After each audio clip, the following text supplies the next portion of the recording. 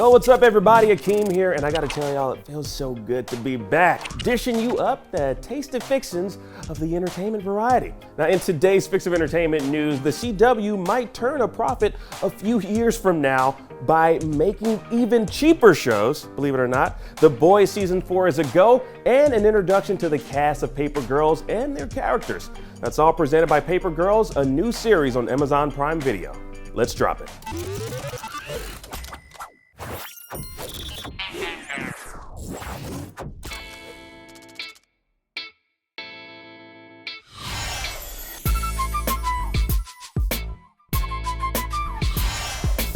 The CW is currently transitioning to new ownership, with Nexstar Media Group set to take a 75% stake in the company, leaving Paramount and Warner Brothers Discovery holding 12.5%. Now, this new transaction is set to close in the next few weeks, with Nexstar CEO and CFO speaking on a conference call to answer questions and explain their rationale for the new direction for the flailing bargain bin network. Now, they claim the company will be profitable by 2025. Bit of a ways away. Now, some of what they said wasn't surprising, kicking it off by saying, quote, "It's no secret that the CW is not profitable." Going on to say, quote, "We expect to invest a low 9-figure amount over this 3-year period as we implement our plan. We view this amount as a proxy for a purchase price or an investment made over time rather than an ongoing drag on cash flow. You know us. We are profit and cash flow focused and expect this asset to achieve profitability." Now, first off, I don't think we really know you, but we do know the CW. And while it's true the network hasn't been profitable in quite some time, lowering the budget of what on the surface already appears to be budgeted shows might not be the way to go. I mean, just look at this scene here from The Flash. It looks like the early CGI renderings of She-Hulk. I've literally seen PS3 games with better graphics. Or this scene where the Flash friends took on King Shark by just standing around. They actually decided to use words to calm down the man-eating villain. I think it's working. I think you're right. No, I think you're wrong. We're expecting to see some action and excitement. I've never seen a group of superheroes do so much standing around in the face of imminent danger. Anyways, Nexstar's focus is on retooling the CW by firstly focusing on the cost structure the network had under CBS and Warner Brothers. Whether or not that'll net them a profit come 2025 remains to be seen, but for now, they still have a partnership with WB and CBS through 2023, so maybe we'll see them squeeze more DC duds in the future. But honestly, you never know. They might score a DC dub.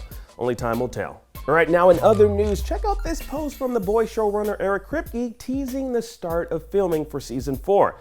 Now, it's not much, but that "Oi!" followed by the slew of hashtags is enough to get us excited that filming is soon to kick off, with him boarding a flight to Toronto, Canada. Now, as a bonus, the Boys' official Twitter handle tweeted out, quote, "Just some people flying, nothing else to see here," with a few of the cast members setting off for who knows what. But we actually do know what, and we honestly can't wait to see what The Boys Season 4 is all about. And finally, Paper Girls is a brand spanking new series on Amazon Prime Video based on the comic book series by Brian K. Vaughan and Cliff Chiang.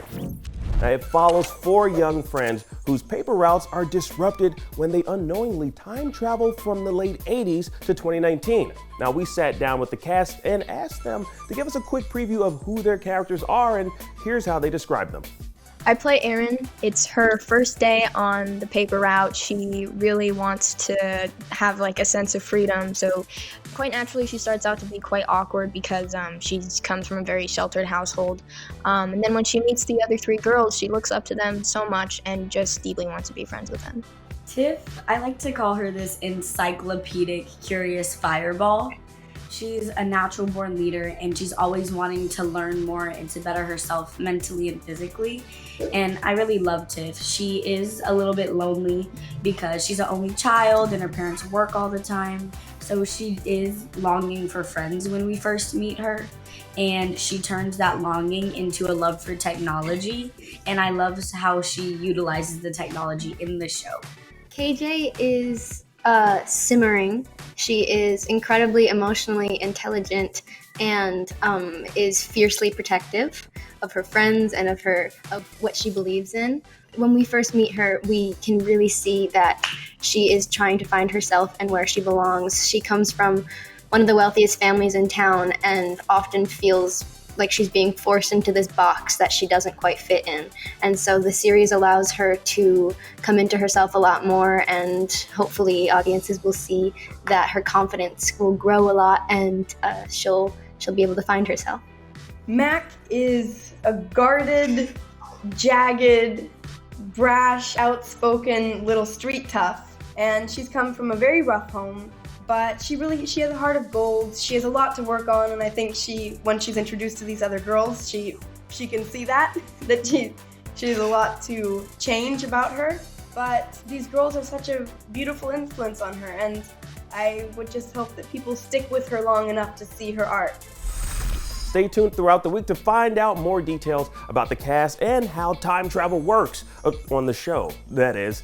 Paper Girls is available right now on Amazon Prime Video, so don't forget to check it out. And that was your fix of entertainment news for today. Thank y'all so much for watching and bringing me back, having me back. I'm here. Y'all didn't bring me back. I decided to come back to work. Now that you're all caught up on today's news, please check out our previous episode. Download the IGN app on all your devices. For everything else, stick with IGN.